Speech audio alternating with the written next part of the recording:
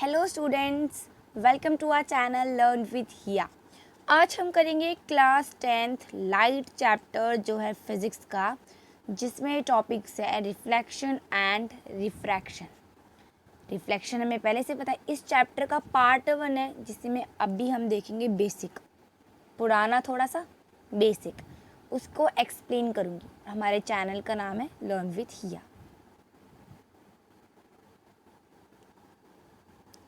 सबसे पहले होता है रिफ्लेक्शन।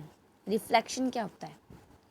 एक लाइट किसी भी प्लेन सरफेस पर टकराती है। ये लाइट किसी भी प्लेन सरफेस पर टकराती है तो ये उछल के चली जाती है, बाउंस बैक हो जाती है। जब एक लाइट की रे एक प्लेन सरफेस पे टकराए तब वो बाउंस बैक, इस फिनोमिना को रिफ्लेक्शन कहते हैं। अब इसकी डेफिनेशन पढ़ते हैं।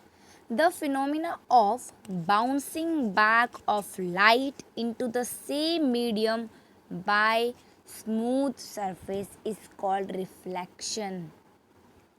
जो फिनोमिना जिससे लाइट आई, एक स्मूथ सरफेस पे टकराई, फिर उछल के चली गई, बाउंस बैक हो गई, इसको रिफ्लेक्शन कहते हैं।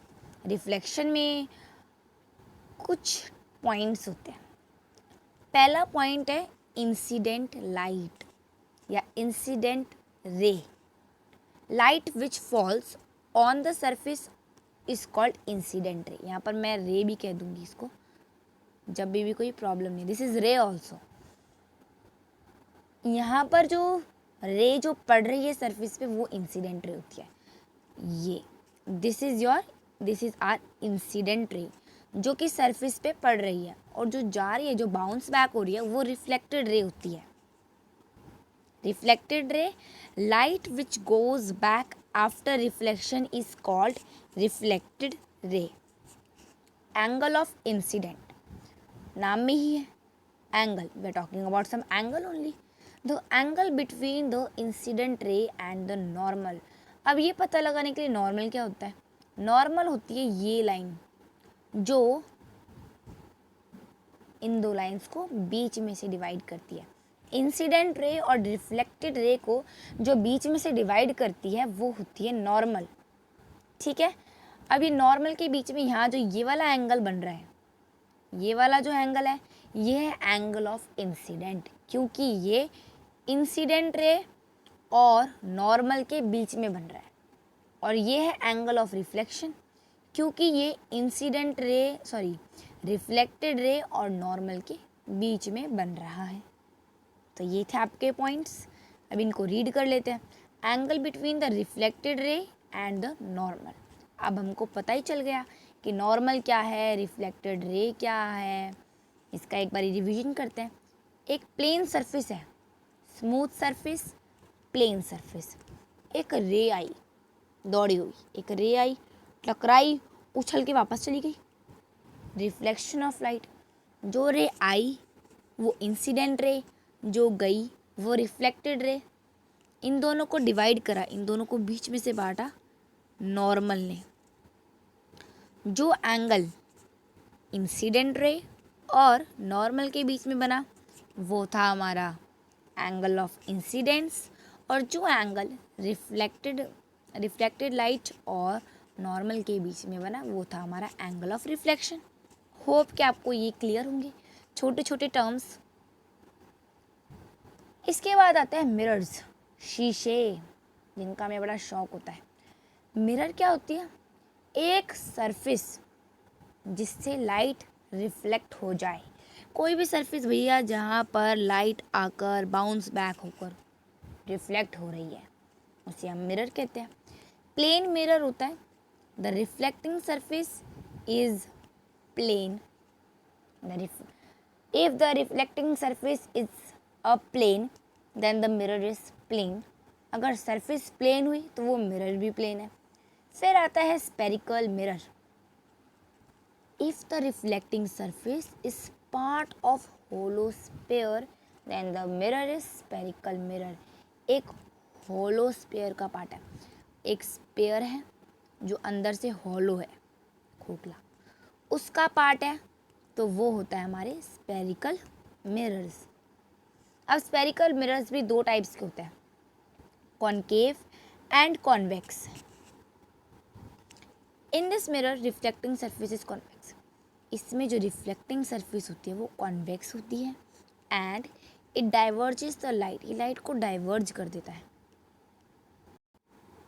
इसकी जो रिफ्लेक्टिंग सरफेस होती है वो अंदर की तरफ कर्व्ड होती है, इट इज़ कर्व्ड इनवर्ड। और कॉनकेव मिरर की और कॉन्वेक्स मिरर की जो रिफ्लेक्टिंग सरफेस होती है वो बाहर की तरफ कर्व्ड होती है। जैसे कि यहाँ पर ये कॉनकेव मिरर है जिसकी अंदर की तरफ कर्व्ड है, ये कॉन्वेक्स मिरर है जिसकी बाहर की तरफ कर्व्ड है। फिर यहाँ पर ये है हमारा प्लेन मिरर।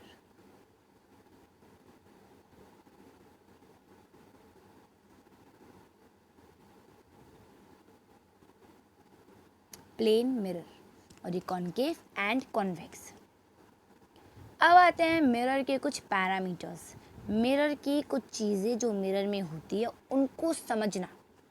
पहला होता है centre of curvature, the centre of hollow sphere in which mirror is a part, radius of curvature, radius of hollow sphere, pole, centre of the mirror, middle point, principal axis, the line joining the pole and the centre of curvature, जो line pole और centre of curvature को जोड़ती है, aperture, size of mirror, principal focus, the point on the mirror where all the incident and parallel to the principal axis converge or diverge after reflection।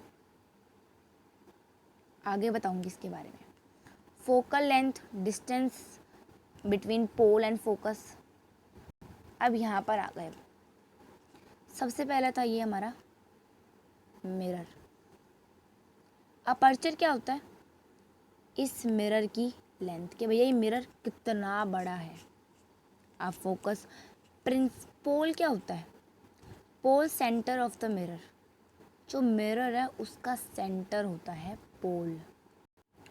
पोल है ये, जो ये हमारा mirror होता है इसके जो बीच का जो पॉइंट होता है वो होता है पोल। क्लियर। फिर ये है फोकस।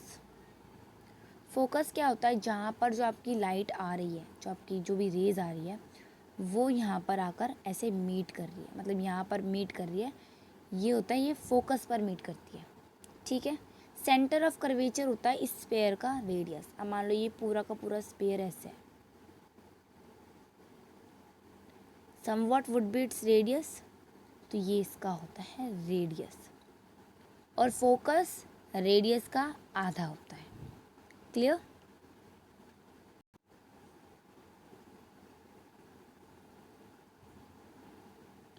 फोकस से लेकर पोल तक का डिस्टेंस, यहाँ से लेकर यहाँ तक का डिस्टेंस होता है फोकल लेंथ।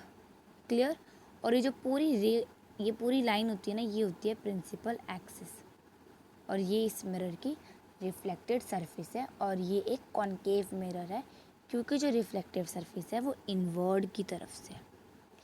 अब नेक्स्ट वीडियो में हम देखेंगे, so this was a part, ये पहला पार्ट था जिसमें हम लोगों को थोड़ा कंफर्टेबल हुआ कि लाइट मिरर्स के बारे में।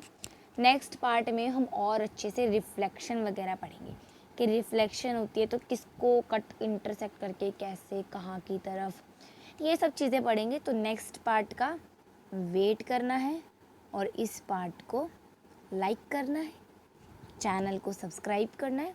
And thank you so much पूरी वीडियो देखने के लिए। लाइक, शेयर, सब्सक्राइब एंड जय हिंद।